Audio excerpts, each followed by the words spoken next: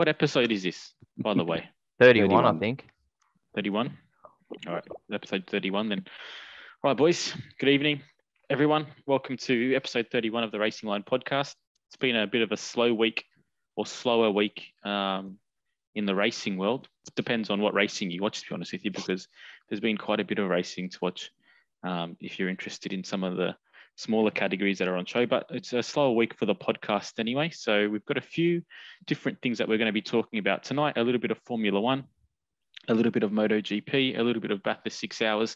And we also have some fan questions that we're going to talk about as well. So, gents, how are we going? How's our week? Good, mate. Good. Good, mate. Happy that you're back, mate. Yeah, well, I missed one episode and I got taken from, pillar to post for it. But I lambasted you. You did, and I was a little bit upset because I had been the only person up to then to be on all 30 of the previous episodes when you take into consideration interviews and all that. So only because you monologue that we just have to let you go on all of them. Well, there we go. H, it's good to see you again, mate. Hope you enjoyed the Grand Prix. It's good, mate. From everything you've said about it, seemed like it's had a impression on you, which is always the way to go. But let's just jump into a few of the topics that we're going to be talking about tonight. And number one on the agenda is the F1 calendar and historic tracks. The conversation that Formula One has had or put out this week about the fact that regardless of if you're a historic track or not, that legacy of the track isn't necessarily enough to keep keep the track on the calendar. So, boys, let's start here. What are your initial thoughts on the news? I don't really know, in terms of where to begin, because we don't really know what historic tracks, what tracks we're going to be losing. I mean, there's speculation of tracks that are coming off contract, including Spa-Francorchamps. I do think that if we're going to be losing tracks like Spa-Francorchamps, not Silverstone, but like tracks that have been sort of staples of the championship for such a long time, in order to fit in like Las Vegas street circuits that might or might not give us good racing. I really think that there is that Formula One should err on the side of caution with things like this. I mean, there's one thing bringing in new fans, which is what every sport sort of wants and needs to do for survival, but at the expense of alienating the fans that you already have, and losing. I mean, here's the thing: they're saying Monaco might go, and the interesting thing is, I wouldn't be as sorry if a track like Monaco went, because Monaco has not been conducive to good racing for the better part of 2 decades, really. And then but like a track like Spa-Francorchamps, like Silverstone, even what's the French track called? The new one, Paul Ricard. That can go. I think that these countries that actually bring so much to the sport in terms of fans, drivers, history, teams, and brand names. Teams, I really think that we should be erring on the side of caution. I mean, there is one American team in the sport, and we're going to have 3 races there. And to be frank, they haven't done anything in the sport. You know what I'm saying? So if we're going to bring 3 races there and then lose a track like Paul Ricard, I think that we have to. My God, my son's just started crying. I think we have to err on the side of caution. I'll be back. What do you think, Harry? Because it's actually an interesting conversation, because I mean, over the last 15 years or so, we've seen some of the more historic tracks on the Formula One calendar go. I mean, obviously there's been missing German Grand Prix, fairly sporadically or continuously over the last couple of years. Places like Nürburgring, Hockenheim, that were circuits that were kind of staples of the series go before. There's obviously been the whole Imola situation where we lost Imola for a number of years as well, and it was only really due to the pandemic that there was, ever really any chance of it coming back, and it did. And we've obviously seen tracks like, Turkey wouldn't necessarily be considered a historic track, but, tracks like that have come back as well. So I think Formula One in its recent history hasn't been shy of getting rid of some of its historic tracks. But I think the point that Joseph made is pretty important as well. It definitely does depend on the track.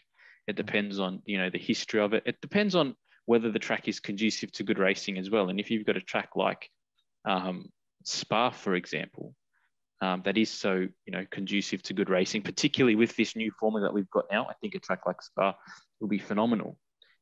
You don't want to lose it. The only other point that I would make is Formula One has made, over the last 10 years or so, a number of points of saying that they want to make sure that the tracks that they're going to are close to the fans, so that fans don't have to commute long distances to get to the races, and that they're, easily accessible. So obviously there's a lot of street circuits because of that, because obviously they're taking the races to the fans. And a lot of these new tracks that we're seeing, whether it be Miami, whether it be Las Vegas, etc., are old tracks that do take Formula One to the fans. And I think that's probably part of the new Formula One's thinking as well. Yeah, look, I'm all for the expansion of Formula One. Losing tracks like Spa, I think, would be a detriment to the formula. I think we have how many races in the desert at the moment? I think it's 3 or 4. We've got Bahrain. Four. Yeah, four races, right? 3 in the US, which I totally get. US is massive. We've got one kind of on each corner. We've got Texas, Miami, and now Vegas. It wouldn't surprise me if we get another one, to be honest.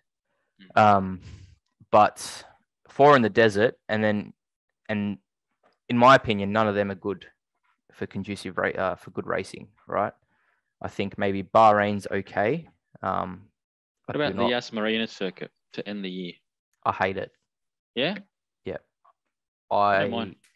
I don't know. Maybe because it has been a dead rubber for so many years, and last year was probably the only time we've seen anything happen to that race. But again, before Latifi crashed, we all thought Hamilton was going to walk away with the championship. So, if we lose tracks like Spa, Monaco doesn't bother me. I get the history behind Monaco, but if we lose tracks like Spa, Silverstone, and all that, that's I think the DNA of Formula One. And if we do lose them, then they could be alienating a whole fan base that they've had for years.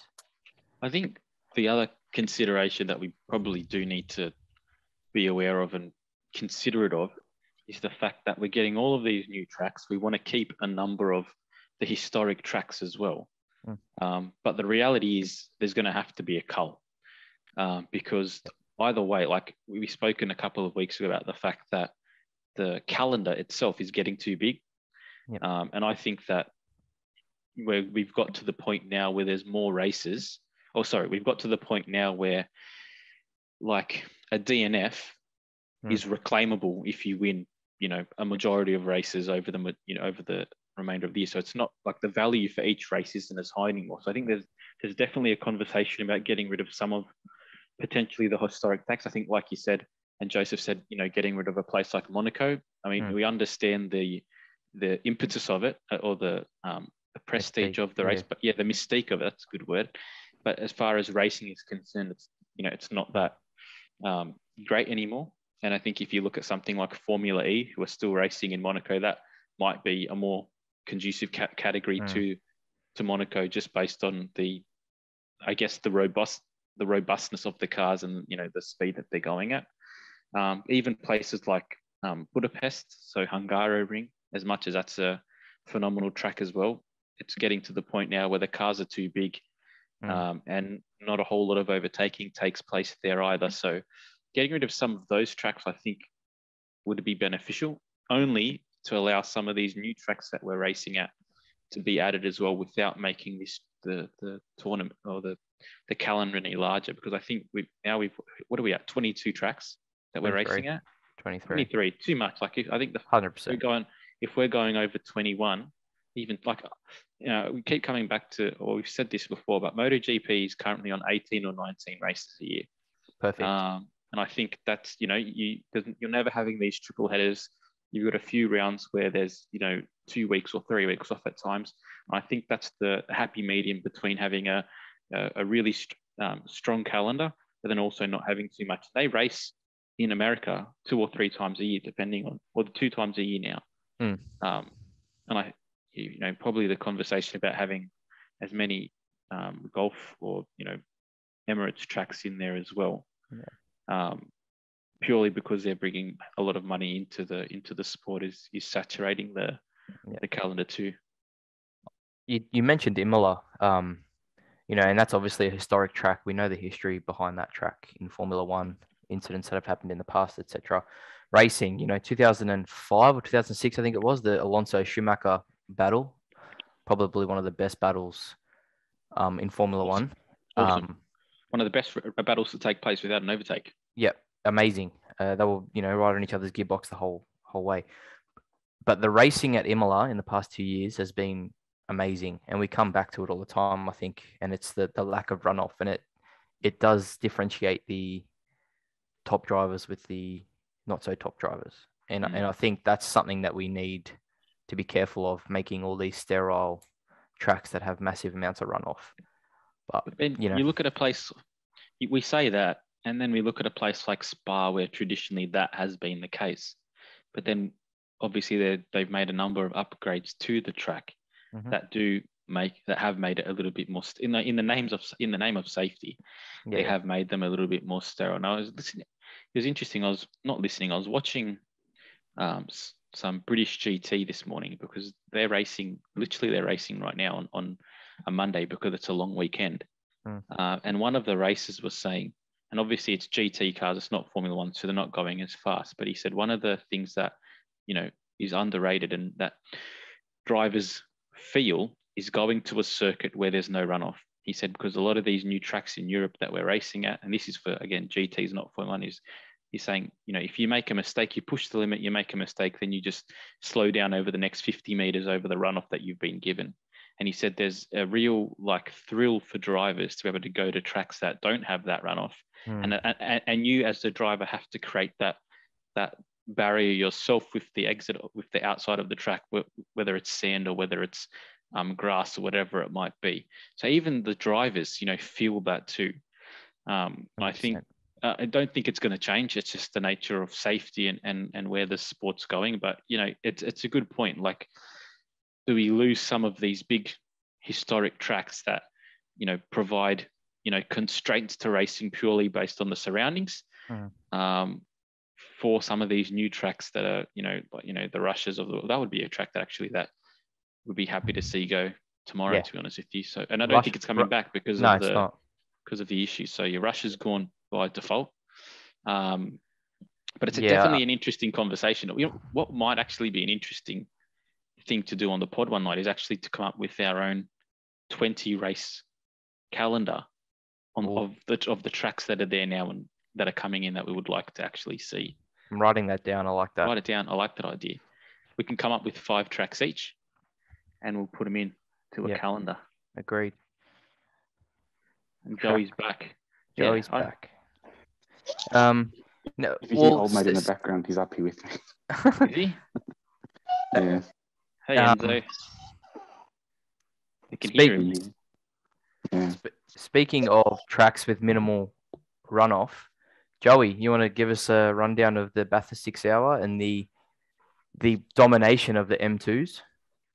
Yeah, well, I didn't go yesterday on the actual race day. I went on the Saturday for the qualifying day. It was actually a really nice day, to be honest. It was easy to get around because it isn't actually like crazy amounts of fans. And the food was a lot cheaper, which was awesome as well. So we made a day of it with the family. And really, I mean, in terms of an event that I would like to go to again and experience probably on the race day, I think I'm going to put it up there because it had really good vibes. In terms of the whole parody thing, is that what you want me to talk about? Yeah, so I put a question up on the Instagram page today. If anyone wanted us to discuss anything, and Dalton Ellery that you guys spoke to last week. Yep. Just wanted to hear our thoughts on the M2 parody, and I did some reading about it, and obviously the M2 being the quickest car on the weekend. What do we think? Well, I'm going to preface this by saying I am by no means even a armchair expert of production car racing. Yeah. Let's start with that, and I don't want to pretend that I am. Old mate's having a conversation with me. He thinks I'm talking to him. So let's start there. In terms of parity in racing in general, like there's always parity and these new sort of championships and series that have come into the sort of motorsport space in the last couple of years have come in for a certain amount of reasons. And number one is to sort of cost cap gentleman motorsport. And that's sort of been the sort of prerogative of TCR GT3 racing, where you buy a car and then you don't have to do anything to it. You just got to get parts for damage, pretty much. You've got BOP controlling the performance. So then the actual organisers are supplying performance balance to give everyone an even chance of performance. So where production car racing is very different is that, or not very different, but it would take a lot of effort to balance the amount of cars that were on that grid.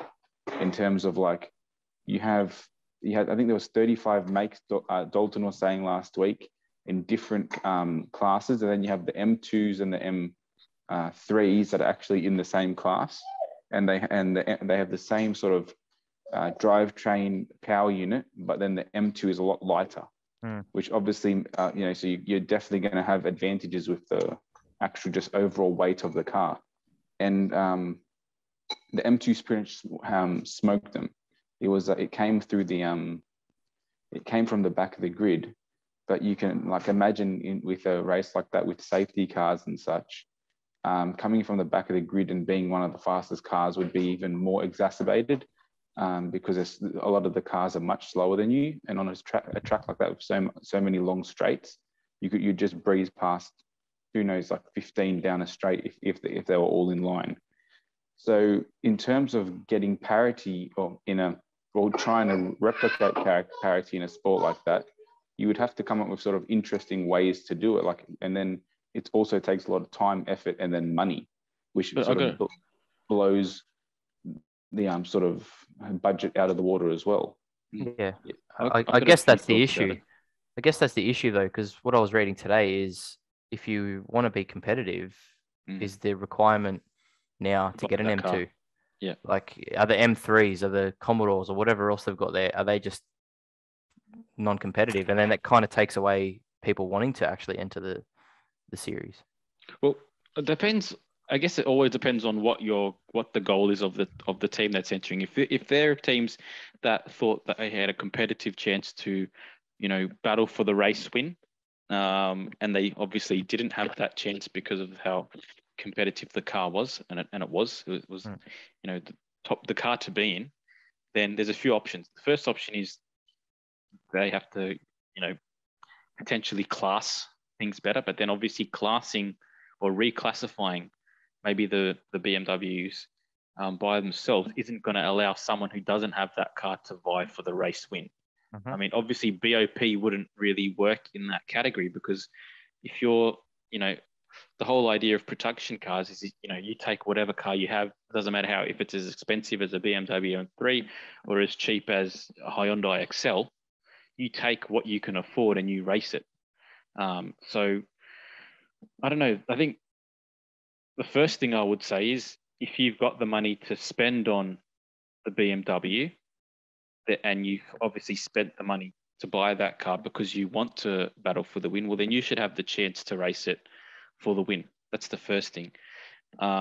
I think if a reclassification needs to take place, and potentially they could do something like that. And even the whole idea of having more pit stops than others, that artificially, keeps the race closer. But we saw, in WEC for the last couple of years, when they've been doing that to kind of make the racing more competitive between Toyota and all the other hypercars that have been in the category, even though on paper, by the end of the race, they're close together, it doesn't, the dominance is still, vividly visible when you're watching the racing. So I think realistically, either they ban the car because it's too competitive, or they have to kind of put stronger constraints into place as to what can be raced. In saying that, that's going to affect the guys that have bought those cars and want to race them. So I don't know. I don't think it's an easy problem to solve, and I think the fact that it's production car racing means that it likely won't be solved. The other thing actually that could be done, and this is probably the most realistic thing for those kinds of races, and it just occurred to me now, maybe they have to have a ballast system. If the car's that much more, if the car performs that much better than similar cars from similar classes, well, then maybe they just have to throw more lead in it to kind of decrease its performance. Yeah, and that might be this, and even if it's only for that race, but that might be the most effective way to resolve that issue, so that someone else who's trying to race for the race win but can't afford that car still feels incentivized to enter and to challenge for that when they're racing against those cars. Yeah, I guess my concern is that, like, does having such a competitive car kill the series? Yeah, it can. Yeah, and I think that's probably where Dalton's coming from in that question. But yeah, I don't know. I think ballast might be the cheapest way to do it, and it's cheapest, but also I think it's the best thing optically for the sport, because like you said, like I said, I'm monologuing again, but you can make them do more pit stops and try to handicap them in other ways as well. But I think if you've got a car that's heavier, that kind of is pegged back a little bit. We can't tell once they're racing that it's pegged back. We just see cars that are racing against each other. So it doesn't affect the optics of the racing, if that makes sense. Yep. Yeah, I'll leave it there. What did you think? Yeah, I'm with you, mate. I think that's the cheapest way forward. Well, the second fan question was about the 2023 driver market. Correct. Right? Yep, from Ben. From Ben, yeah, which is an interesting thing to think about. I don't really have a whole lot to say about the 2023 driver market. The only thing that I would say is that, from my point of view, with the few races that we've had so far, I'm pretty happy. Well, I think that most teams would be pretty happy with how the driver lineups are performing. But personally, I think that Aston Martin, for them to be taken seriously moving forward, I think they need to get rid of Seb. I think he's just past his use-by date. And I think that I can't remember his first name, Mr. Stroll, has to think as a team owner and not a father, and get rid of Lance. I also think we could add Nicky Latifi into this conversation too. Yeah. Yep. But Williams is in a different position, because Williams haven't made the claim that they want to be racing at the top. Like, they're pretty on it. Well, they're pretty obviously still searching for the finances to go racing, whereas Aston Martin are not in that position anymore. Yeah, this is true. And I think you saw Hulkenberg come in again for 2 races, and he debatably was more impressive to me than Stroll was. 100%, mate. So I think, as from my point of view, probably the only real consideration that I've had so far to the driver market is that they need to get rid of both of those drivers. And I think that, for them to rectify that issue, they should be looking at drivers like Gasly. Red Bull have made have been pretty open about the fact that if they don't sign him to the team next year, that they'll lose him. And I think they wouldn't be too worried about losing him, because they're pretty stubborn in moving on from him. And they've still got Albon, who's their kind of prodigy driver that's racing in Formula One again. So I think that he would be a pretty good coup for Aston Martin. But apart from most of the other teams, I think Red Bull have seen the value of having someone like Perez as opposed to having a young driver. So I don't think they'd be too willing to switch that up yet. McLaren, I don't know. Is DR going to be there next year? Probably. His contract runs out at the end of next year. Yeah. So for me, it's probably just Aston Martin. I don't know. What do you guys think? I think Joey and I spoke about it last week. I think Oscar has to be on the grid next year. Yeah. Otherwise, Alpine will lose him from the Yeah. academy regardless. And I think they've come out and said that. And I think Laurent Rossi, the CEO of Alpine, has come out this morning or yesterday and said he's better than half the grid as it is. So he needs to be in a seat. So I think Oscar's in with a shout somewhere, but yeah, I totally agree. I think those three drivers for me are the three that need to. Do you know what will be interesting moving forward? And I don't know exactly what the contract situation is with teams right now, but with the Mercedes engine underperforming like it is, does one of those teams, whether it be Williams or probably not Aston Martin because they're still part of the Mercedes family, but a team like Williams, I think, realistically could say that the Renault engine is performing on par, if not better than the Mercedes engine right now. Could they be willing to change engine suppliers? And then does that free up a chance for Oscar to go into a B team per se? So that's probably another consideration. Whether it's realistic or not, I don't know. But I do agree with that. I suppose the problem with that is how willing is a team to sort of go through the whole repackaging of a new sort of powertrain around their car that's going to be sort of developed on for the next couple of years. I mean, we've seen who McLaren do it badly. I suppose we've seen Red Bull do it well. McLaren did it well last year. Yeah, but I mean, before that, when they went to Honda, we've seen them do it very badly. So like that's something to take into consideration, I suppose. I mean, the other thing is that Mercedes is a team that we know is probably going to get their shit together sooner rather than later.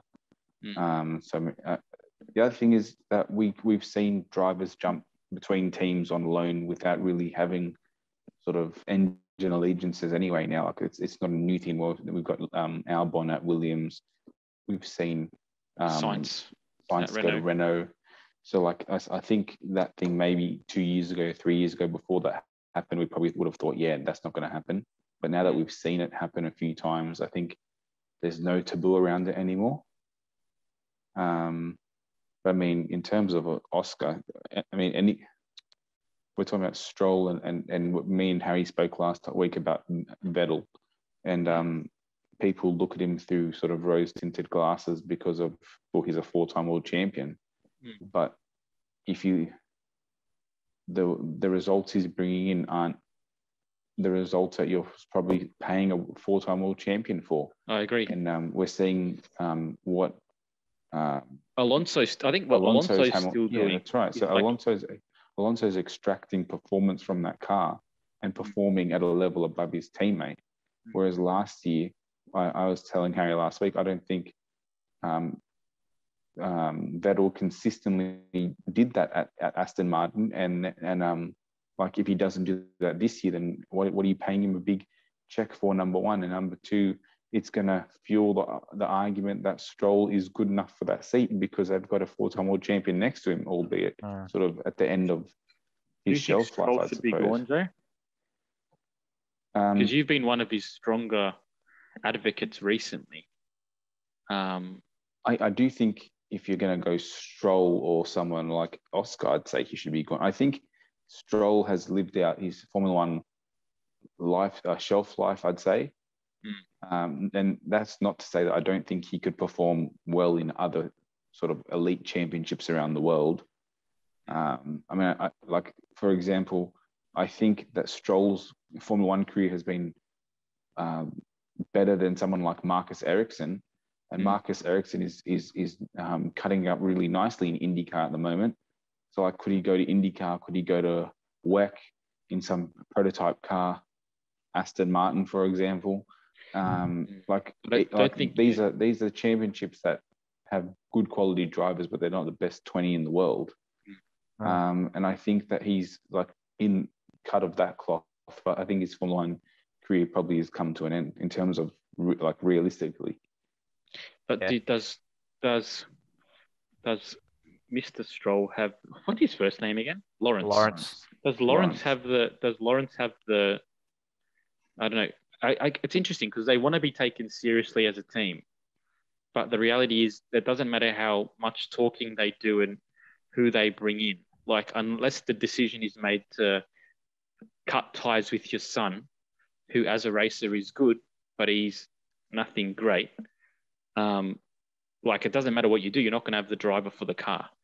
I'll give you a good example, right? So Lawrence Stroll's come into Aston Martin and he's investing big money into this operation. Like, they're building a whole new wind tunnel and factory and everything. Campus. Yeah, which is awesome. But like, this is like a smaller example of it. You've got a team like Grove Racing who sort of buys out Kelly Racing this year. And Stephen Grove has a son who's been racing for many years in Porsches and Super 2s and stuff like that. And they both know that probably Brenton isn't cut of the cloth to win in a V8 supercar. And that's not to say that he's not a good driver, and them two together do some really good stuff in GT racing. But I think, like, if you just look at the sort of them as an analogy, they both know that their sort of aim together is to make Grove Racing into a powerhouse of supercars.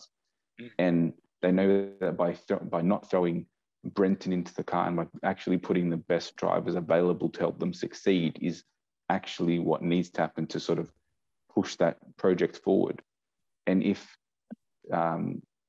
Stephen said, no, I bought this team, I'm going to put my son in there to give him a shot in supercars, that's how many years of development on a driver that could have been used elsewhere, as in bringing in someone like Lee Holdsworth, who's had so many years of experience in sort of the sport to help this team push forward with Reynolds and their new team manager, Couchy. So they've put people in every position on that team that's going to help them go forward. Whereas you look at what Stroll's done with Aston Martin, I was telling H last week, they've put my favorite name in F1 and motorsport, Mike Crack, as the team principal. And I think what Gerhard Berger was saying was, of like all the team principals available, he was the one who was the head of the BMW DTM operation at the end of that life cycle, and they were by far the least successful of the three brands.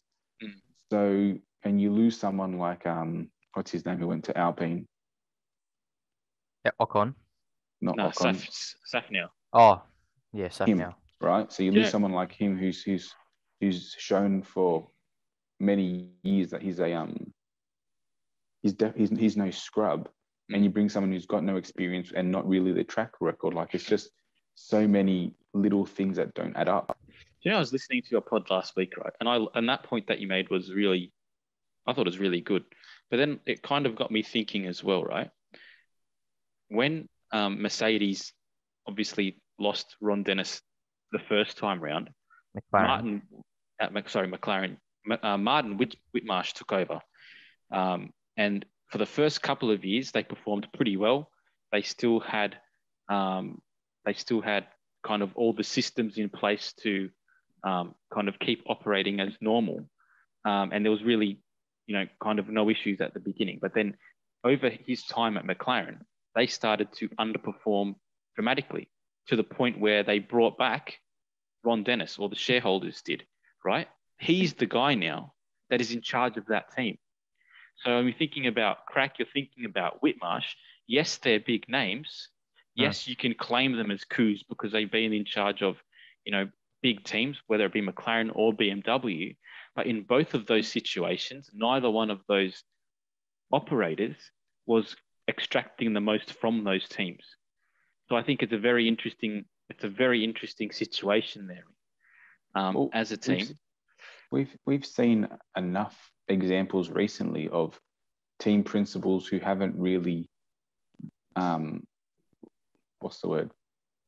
Like, you haven't done enough to even keep their job. Like, you look at when Boullier went to McLaren, and he sort of had it. Yeah, he hadn't really had the best couple of years before he even went there. Well, that's the same situation that we're talking about now. He didn't deserve and he it, went and he went there and he did jack shit. And then you bring someone like Seidel in, who has come from nothing but success. And year one, you saw little improvements that you said they're on the right sort of trajectory. Like, it doesn't have to be win the championship in your first year, but you want to see sort of building blocks, stepping stones, team morale sort of coming through. I mean, even I put Zach Brown into that whole thing as well, bringing that as well. But when you look at Aston Martin, there's number one, too much news is coming out of that team. Like there's too much like little like news articles about someone said this, someone said that. A team that's sort of together doesn't have that much press. Like that's in all sports. So, I mean, I know we're talking about silly season in F1, but when you bring up the whole Aston Martin circus, I think that ship has to be tightened. And really, I think Lawrence Stroll has to put someone in the job who can do the job, like who's proven to do the job. And if he makes the decision to pull his son out, because that's who has to make it, the team principal. If he wants to keep him, that's fine. If he sees enough potential there, but if you put someone in there who you want to do a good job, and he says, "No, this is not good enough for us," then you have to leave him to do his job, because that's what you're paying him for. But I think that Aston Martin's full of yes men. Who do you think? Do you think someone like Maurizio Arriva-Bene would be good at McLaren, at Aston Martin? Because he did take. He did have some. Think should come into Aston Martin Who? as a not even as a team principal, as like a. So what are those people called who come in and they just advisor, liaison, advisor? Someone like Smedley, Flavio Briatore. You reckon? I was taking the piss. No, honestly. Do you reckon Stroll has too much ego? Yeah, he does, but he needs someone like that. And the thing if you put someone like Fabio in there, if you actually put him in there and you use him, he will you actually see the results. He's done. Has he been out of the game for too long? But dude, you can't be out of the game long enough to know people. Like he knows people. He doesn't have to know how to develop a car. He needs to know how to run the organization. Yeah. Mm. I mean, he's got enough chips on it, like enough good drivers brought in, like on his resume, and he's free now. He can actually come back into the sport. What about someone like Cyril? No. He obviously didn't really do anything with Renault, but is he a better option than what they have right now? No. Yes. He did nothing at Caterham and then nothing at Renault. And Caterham, it's not a good team, but like that's two teams that he hasn't done nothing at. And he seems like a nice guy. He's a hairy bastard, isn't he? But dude, they need a big fish to bring in drivers, but also bring in people who want to work there who actually are going to take them forward. Mm. Speaking of drivers, I've got a couple of predictions, boys, for next year. Next year, there's a couple of scenarios, and they both involve Gasly. Either Gasly gets moved into Red Bull because I don't want to lose him. Mm. Checo goes back to Aston Martin or Racing Point, right? And then obviously Latifi leaves and Oscar comes in. That's scenario one. Scenario two, and bear with me here, Pierre goes to Aston Martin because I think the ceiling is higher, because at AlphaTauri he's never going to win the championship because it's the Red Bull sister team. And then Albon moves back to AlphaTauri because his contract is only I just looked it up, he's only for 1 year at Williams. Mm. And then Oscar, so they obviously keep Latifi or they bring someone else in, but then Oscar goes and takes Albon's seat. Can I throw you one more hypothetical? Yeah. And it's interesting, but I think it is worth at least chewing the fat over. Hulkenberg? No, Hulkenberg's out. Hulkenberg won't come back as a full-time driver. Lando keeps beating Ricciardo for the next couple of races. First thing, Ricciardo becomes the de facto number 2 driver, isn't a fan. McLaren are happy for him to move elsewhere because he's underperforming. So he goes to Aston Martin on a healthy pay packet that Vettel has right now, and Gasly goes to McLaren.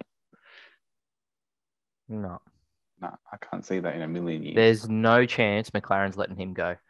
Mate, even if he's underperforming more than Lando and he's on a higher pay packet than him. Mate, I was at the GP the other day, and I was saying to Joey last week, he was on Lando's gearbox the whole race. Yeah, but he didn't get past him, H.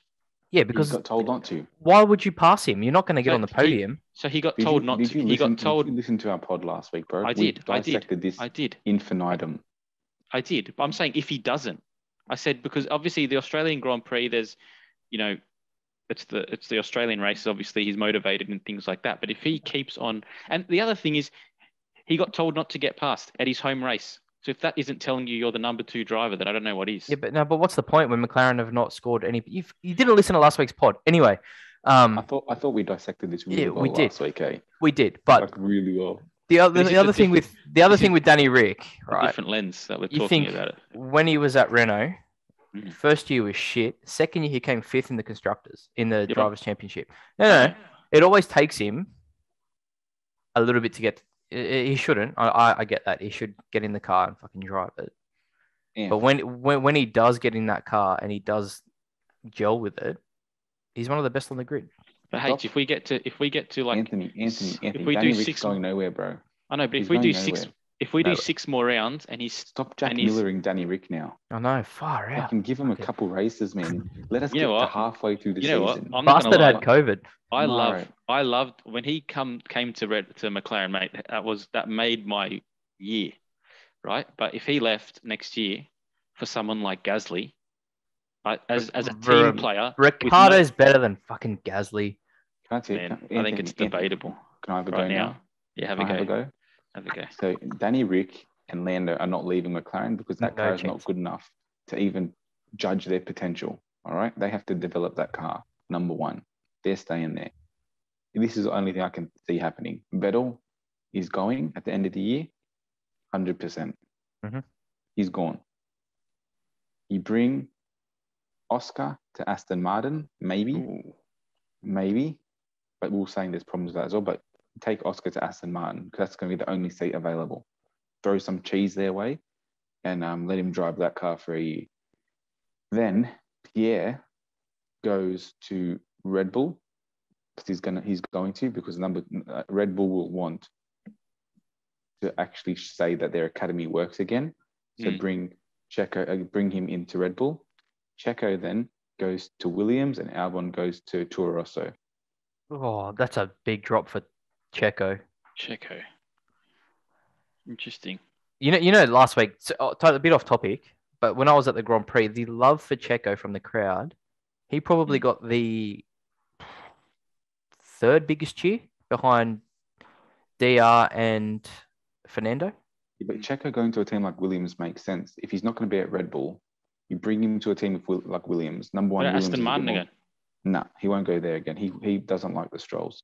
He'll go Williams. He'll bring his Mexican money to Williams. Williams have a bit more potential now. If hopefully by the end of the year, Williams will actually. You know what? Latifi is going at the end of the year as well. So maybe De Vries will be in Aston Martin. Someone from Mercedes from their stable, and old mate will be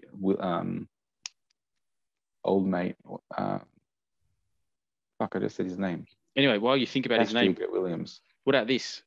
If Mercedes don't get on top of their car by the end of the year, they will. Is Hamilton out? If they don't, is Hamilton out? Hamilton's not out. Hamilton's been saying he's out for fucking 4 years since. But if they if they don't get on top of their car by the end of the year, Hamilton leaves this year after like 2 years, like one bad year in a season after 8 or 9 years of dominance. He's the biggest crying bitch. No, he's also older, but he's also one of the oldest drivers on the field. Like he's got nothing left to prove. Guess what? He's also performing at a still a ridiculously high level. So he's not walking away. Fernando hasn't walked away yet, unless he wants to make some music.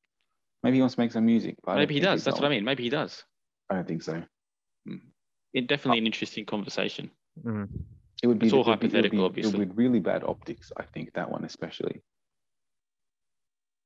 Yeah, I don't think he cares at this point. Yeah, I don't think he cares either. I wouldn't care, but I don't think. No. What if George gets on top of the car before him and I think he outperforms him this year? I think he will. So then why would he stay?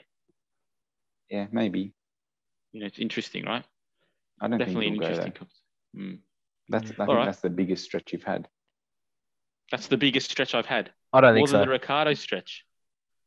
Yeah, really? Danny Rick's not going anywhere. Here's my last curveball.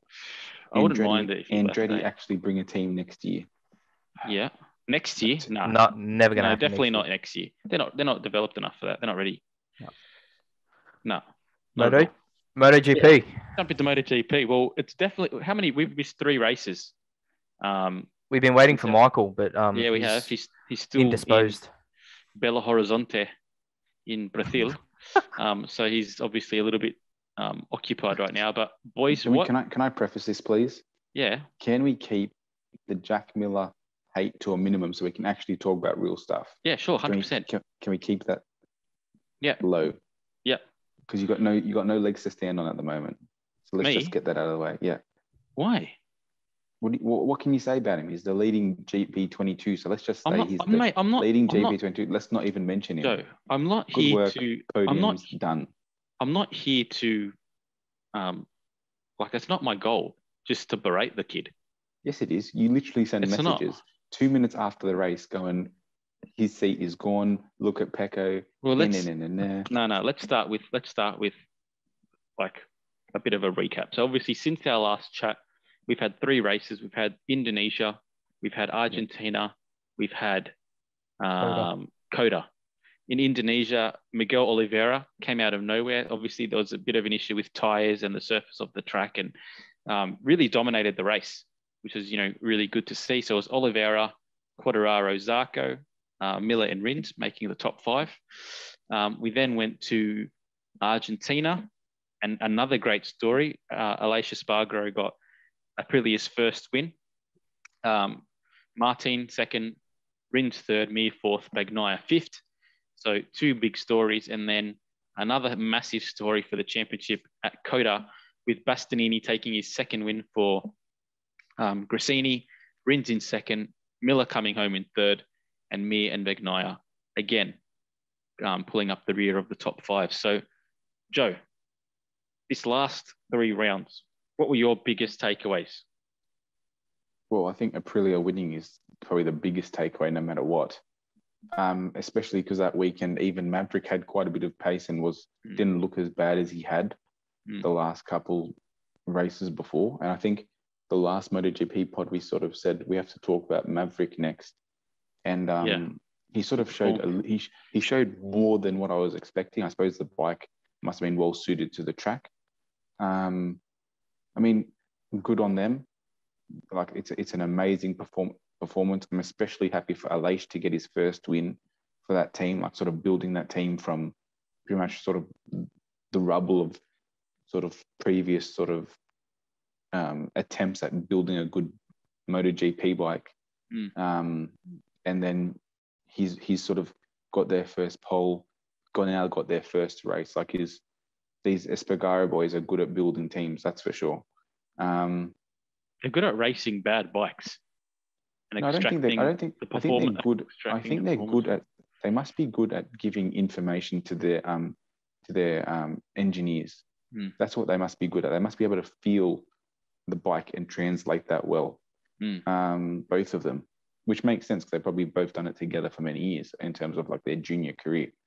I never thought about that point, that you just made, but it's actually pretty profound. I'm an oracle. Because even if you think about how much the Honda bike has performed this year, obviously the feedback they were getting wasn't from Marquez last year. It was coming from Pole. And for the bike to be so much more compliant this year probably means that there was a bit of chatter from Pole that allowed that to happen as well. I think your best test riders are the ones who aren't the best actual riders, because the best riders can get more out of a bike than what it actually gives you. Someone like Marquez, because he's saving it so many times. He's like, oh yeah, this bike is awesome because I can catch it. Whereas like you look at Ducati, have had Michele Pirro as their test rider for so many years. That bike keeps getting better and better and better. And he's never really even raced in MotoGP except wild cards. Even like KTM and Mika Kallio, when he was their test rider, you saw the bike growing so much because these are guys who just can feel changes in the bike, and they just can go, oh, we're going to do 2 clicks of this. How does that feel? And it says, oh, it's going that way. They're also, due to their limitations as riders, dependent on the setup to be as good as possible for them to extract the most from it. That's right. That's what I'm saying. So they ride within the bike. So yeah, I mean, how good is that for Aprilia? Also, how good is it now that Grassini's team has got 2 wins this year. Like, this is a team that's sort of been in the really a doldrums, ironically, for the last couple of years, slowly progressing that bike. But now they've finally sort of got a couple of wins as a team, sort of rewards for their hard work. And then I think the third point would be that Yamaha has been abysmal, other than Quartararo sort of saving them. Like, you look at the other 3 bikes and they're nowhere to be seen most of the time. Yeah. Like, it's been really bad. I think Dovizioso he came out yesterday. I read an article and he's saying he did not expect this bike to be this bad, but he knows that it's a bike thing because one of the guys he's racing is Morbidelli and he's on the same bike.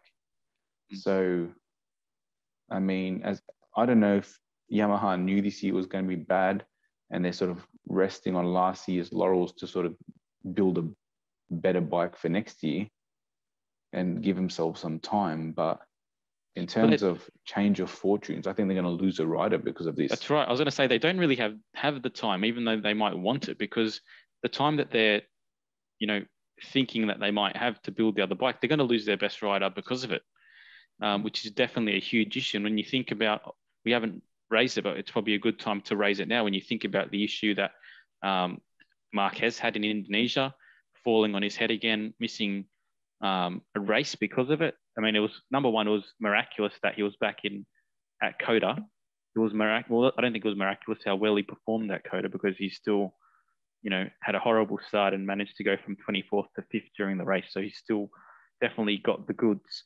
But Honda have to have a contingency plan in place in case, Marquez has another crash this year, or this is going to be an issue that, keeps sprouting up. So, I think it might have been 2 days ago, there was already conversations, or there was already articles about Honda having conversations with Quartararo to see, if he's interested in next year. So it's definitely something that they need to be considerate of. H. Yes. What have you watched? What have you garnered from the championship so far? Not much, mate. I haven't really kept up. There's been so much motorsport. The one thing I did want to say is that Michael, our other member of the podcast, as he's not here, I'm happy to speak up for him and just explain to the listenership that Michael has really gotten onto the Jack Miller bandwagon and that he's really supportive of him and regrets all of his hate from the past. Please, this is something that I did want to raise, and it's not through any fault. Can I stop you? Can I stop you quickly? Can we just talk? Let me just touch on Honda quickly. Yeah, and sure. then Yamaha before we move to another team. Yeah. Like, if I was a team like Honda, do you think they would entertain the idea of running 3 Repsol factory bikes like they did when Dovizioso was there as a contingency plan just to get Quartararo? Yes. Because I mean, Marquez, as good as he is I think from now on is one crash away from a career-ending injury. And I mean, also just thinking about it logically, everyone else nearly, like Ducati has 5 bikes now. Like, Honda running one more isn't really anything but evening the playing field for them as well. But like I think I was talking about Yamaha. When you look are they allowed to, Joe? I don't know if they're allowed to. I mean, I think they're allowed to sell the latest bike to another team. I think you can, but it can't give you world championship points. Like, you have to have 2 bikes designated on the team, on the actual team. I think for the team's championship. That's right, but it can count towards the constructors. It can count to constructors, which is what they care about more anyway. I mean, I feel sorry for Quartararo when I'm seeing him. The other thing that I was quickly going to mention in that whole spiel was the thing with that Quartararo is doing for them at the moment is, because there's so many bikes. There's been, I think, 11 bikes on the grid, on the podium this year out of 4 races. So there's been 12 times someone can be on the podium. The only one who's doubled up is Bastianini, right? So we're seeing at least 12 possible bikes, and there's more that can actually race the podiums this year. So the spread of points I think is going to be so much, what's the word? Tighter. tighter because you're gonna have bigger drop-offs between bikes, right? So if you 100%. so the person who can park themselves up the front more is definitely gonna have an advantage. So I think because of that, you see like Quartararo actually isn't too far behind other people in the points other than Bastianini, because he's just maximizing the points haul, not falling off. When you see Bagnaia's fallen off, he's taken out Martin. Miller's had one race when he couldn't pass anyone, another one, and the bike stopped. So you got all these bikes that should be performing better, having technical gremlins and falls. Marquez had his crash where he couldn't even do a race. So everyone's sort of helping him stay in the game. Yeah. But I'm interested to see how that's going to go in Europe when you expect all these teams then to sort of get on top of their bikes, no gremlins. And I think every rider, I think this year is going to have a much bigger emphasis on staying on, because you need to maximize those points more than ever this year, it looks like. Well, it's funny you talk about that, and it's probably good that you did, because we can add another team to this conversation, and that's Suzuki. Because if there's one thing that Suzuki is doing this year, while they haven't had the pace to win any races, they definitely are getting both of their riders up to the top 5 very last consistently. Week they were pretty close. Rins was pretty close last week. They were. They're there or thereabouts, and they're probably, if you were to take the last 3 or 4 races, I think they're probably, as a team, the most team that's consistently up there, even if they're not winning. So that's working well for them. It's really interesting because it's kind of similar to how they performed the year that Mir won the championship. They kind of were just consistent. They'll bag a few wins, I think, over the course of the year because the bike is good. But it's keeping the championship open. And even for someone like Marquez, who's missed a race, if he is able to stay on top of the bike without having any more setbacks, and to win a few races, there's a pretty decent chance that he'll make his way back into the championship with a few wins. So it's definitely interesting. Moving on to Ducati though, and this is what I kind of wanted to talk about, and it's you can classify it as Miller hate if you want, but I made the point last week when we were watching the race that Miller had the best race of his year, and he performed really well.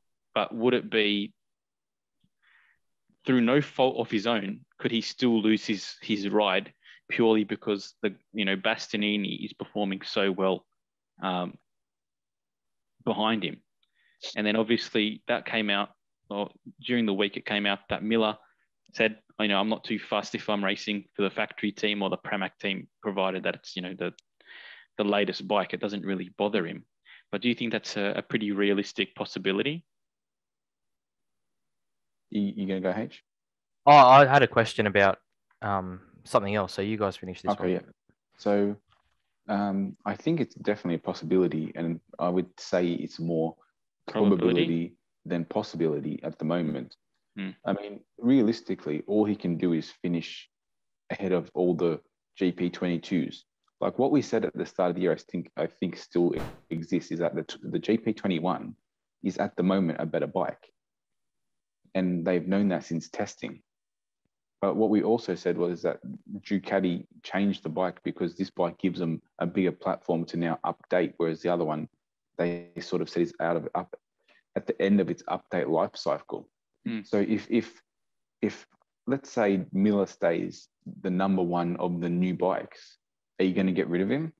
Because everyone's got the hots for Bagnaia, everyone's got the hots for Martin, but are you going to get rid of him if he outperforms them? Yeah, and we haven't seen Bagnaia on the newer bike. Bagnaia is on the new bike. What are you talking about? Sorry, not Bagnaia, Bastianini. Exactly. That's what I'm saying. Like, are we going to discredit him for performing as good as the rest of them? Because the funny thing is, him and Zarco are actually the two lead bikes in the GP22s. Like, and I wouldn't have guessed that if I didn't look at it. But I think this, dude, there's so much of the season to go, and if 3/4 down the season it's flip flopped, then fair enough. Like, it is what it is. But I think raising these questions this early is a bit folly, because we know that the bike has technical problems at the moment. Well, then, can I throw one more hypothetical at you then? Yeah. Is with how well Bastianini is going on the older bike, is it more prudent to consider if Zarco is on the hot seat, if he drops off like he did at the end of last year. Well, even better idea for Ducati. Just make another GP23 next year. They've gone from 4 to 5. Just go from 5 to 6. They'll do it in a second. And keep Bastianini at Grassini on the 23. Why not? If he's going to perform that well, they'll do it. If Grassini's going to do, why not? Ducati have this thing now where you even see it when Bastianini's winning himself. You see the Ducati team celebrating with the Grassini team, celebrating with the Pramac team. You know what I mean? Like there's a real family culture there. And I think what you were talking about with Miller going to the Pramac bike, he didn't say that. He said, if I was on the Pramac bike, I would be fine because I know 100% that it's the exact same bike we have. Like I have firsthand proof of that. So people who are implying that as a bike, it's not as good, he's saying like they're wrong. Like I know the bike is exactly the same. But I didn't mean it like that. I meant it in the sense that that's how he meant it. Because I listened to it live, and they asked him, and he said, "All I can do is perform at my best. If I go to Pramac, I know that I'm going to have the exact same bike anyway. So people can think what they want. But I definitely do think that Bastianini will be on a new bike next year, 100%. Like how can you deny him? You know, with all this stuff we're saying at Miller, I think that was, even though he didn't win, I thought that might have been his best race that I've seen him race. Because obviously the tires went off at the end, but he's like overall consistency and performance during that. I thought he was going to win with 5 laps to go, but then obviously there was a bit of a taper towards the end. Not really a taper, but Bastianini was so quick at the end of the race. But I think that was his most consistent performance. And the other thing that we need to take into consideration and actually give him the credit for is that his performances in relation to, or his performance last week in relation to Bagnaia was a lot better. So that has to be taken into consideration as well. All in all, though, what it has left us with so far is a wide open MotoGP championship. No one has really, well, with the exception of Bastianini, but even he had poor races in Indonesia. No one has really taken the championship by the scruff of the neck yet. And that's really good for the spectators because it leaves it wide open. You know, a lot of the riders that we support still have a good chance to make something of the season, even though it's still so early. And that should be a realistic consideration as well. But the way that MotoGP is panning out this year, I can't wait for the teams to get back to Europe because I really want to see some kind of pecking order develop, just so we know who the real kind of championship contenders are going to be. So to probably, before we go into Harry's question, Joe, just based off of what you have seen, and it's difficult because we haven't had much consistency at this point, but you know, who are your early thoughts, or who do you think when the season comes to kind of the crunch time are going to be there to kind of take the championship this year? I think out of all the sort of top, all the disciplines that we discuss, this is the one that is going to be the hardest to pick all year because we've seen sort of a pecking order develop in Formula One. We've seen a sort of a pecking order develop in supercars, but in MotoGP, it's every week it's like they're just throwing up some dice and just letting the numbers fall how they will. Like I really don't know. Like that's the honest truth. I think that there's going to be races that are bike specific. Like you'll see different manufacturers have a good weekend. The one thing I will say though is that when the Honda and the Yamaha are bad, they're all bad. You know what I mean? Like the whole fleet struggles, and maybe you don't see that as much with the Suzuki's because probably maybe the two riders are so good is that they're always next to each other, like fourth, fifth, third, fourth, stuff like that, right? But like when the fleet of KTMs are bad, they're usually all bad. They all qualify bad. I mean, I don't know. I honestly don't know. I think Marquez is Honda's savior this year, like Quartararo is for Yamaha, and I think KTM still isn't where we thought they were after Oliveira's win. I think Honda's more competitive in the sense that gap between Marquez and Espargaro is definitely smaller than the gap between Miles Quartararo smaller. and the rest. But Miles smaller. to finish the conversation about MotoGP, probably my earliest thought so far on the season, if we were going to talk about championship, is this. I don't think Bastianini, once the other factory bikes kind of get their act together, is going to be as dominant as he has been this early in the season. So when the European season starts, I think that he might taper slightly. But if there was ever a year when for Alex Rins to win a championship, it's got to be this year, because that bike is pretty dialed in. Yeah, I have to say right now. At this stage, I think it's kind of the best of the rest after the Grassini. And we've said it before on the pod, but when it comes to pure performance, he is better than Mir. So if he can stay on the bike for the whole year, speed-wise, if he can stay on the bike and the bike does continue to trend the way it is, I think coming to the end of the year, there might be, of all the riders, a chance that he's fighting for the championship. I will tell you this quickly as well. Early thoughts. Mentioning Bastianini, just before we go off, Miller did say that he cannot replicate the way Bastianini rides a bike so smoothly, and that when it comes to tyre preservation, he honestly said, I can't preserve tyres like this kid. Like he said, I've watched so much like sort of film and traced his data trace of throttle and all that kind of thing. And it's also the way that he doesn't really use any back brake to turn, whereas Miller he said he uses nearly all back brake to rotate the bike, and which then leads to more tire deg. So in terms of that, if Olmay is as good at saving tire as Miller's saying out in a press conference, I mean, it could be that he's just better than everyone because he can make those tires last. And if that's what it is, he'll definitely be on a GP22, probably in the factory team next year. Like if that's what it is. 23 by then. If that's what it is. It's a good point. H, let's finish with your question, mate. Yeah, just quickly. I suppose as someone who doesn't watch MotoGP religiously, I don't understand, and I hear most of it from you guys. I don't understand how Bagnaia is seen to be such a better rider than Miller. Looking at the results this year and last year, like I know he beat him last year. He was in the championship race, but Miller still did a pretty good job. So yeah, he did. I don't think he is that much better. But when push came to shove and they had the best bike, one of the best bikes, debatably the best bike, really. When push came to shove and they had debatably the best bike and there wasn't issues with, developing it and its performance, he just performed better. Listen, that's not to say that it's interesting because we say the same. If you were to take, for example, Mir and Rins, and you'd say who's the better rider, you would say Mir because he stays on the bike and he always finishes better in the championship. But if there was a better rider purely based on talent, it's Alex Rins 100%, but he hasn't performed to the level that we expect. So I don't think that Miller isn't a great rider. I think he is, but we've seen it time and time again.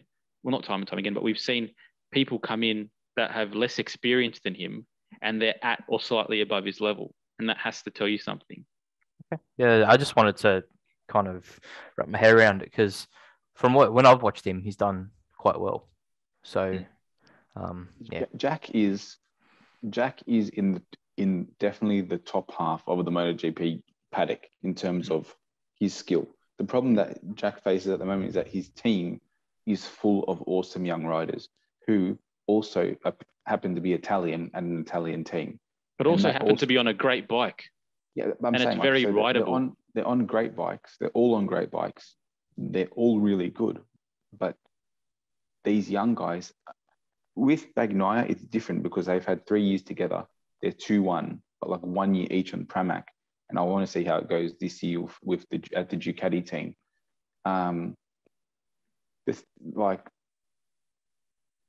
In terms of smoothness, I don't think Jack is as good as them, and I think he has to lead from the front. like, because otherwise when he's chasing, he burns up his tires too much. But in what you're saying is Bagnaia better than him? I think it's mainly because it's an age thing. Like he's quite a few years younger, so you'd think that he's got a longer shelf life. That's the other thing as well. He also stayed on the bike more. I think one of the things that's tarnished Miller's reputation isn't his pace, because we know he's fast and we know that he's won races. To start last year, I thought he was going to win the championship after the first quarter of the season, but he falls off the bike, and he's proven, time and time again that even if he's not falling off the bike, he does make mistakes. But he's not consistent. Yeah, exactly. I think he has a mental strength. I think he has a mental strength thing as well. Weaker mental strength. Yeah, well, I think like Quartararo had that problem as well when he was at his first year at SRT, and he actually spent a whole off season with a mental strength coach, and then he's been with him ever since. And if you look at the sort of change in trajectory of how he ended that year at SRT and then how he came back, I think all two-wheel sports are so in between here compared to much more than four-wheel sports. Well, look at Maverick Vinales. If you want to talk about someone who's got all the talent in the world, hot and cold, but he doesn't have nearly the mental fortitude of some of the riders that he's up against, and that's why he'll never be he really has a talent to be a champion, but he just doesn't have the mental fortitude to put it all together and to put it together consistently. 100%. I guess the reality is we're just going to have to wait and see this year, because there's going to be, particularly for someone like Jack Miller, who does have the talent, but there's just going to be, can he put it together this year? And if he can put it together, I think he keeps his ride, because that point that you made about, provided that he's still performing as the best GP22 bike, well, then it's hard to take that ride off him. And I could more easily see someone like Zarco losing his seat, or if Grassini can afford it, maybe, putting him on a Bastianini on GP23 moving forward. But boys, we've been shooting it for a few different topics now. So what do you reckon we leave it there tonight? That's about an hour 10. I'm happy. Sounds good. And we'll be back next week with the review from the Emilia Romagna. Is it next week? Yep, Imola. Yep, Imola. Crowd favorite when it comes to the racing. So yeah, we'll continue the show next week, boys. Have a great night. Thanks, mate.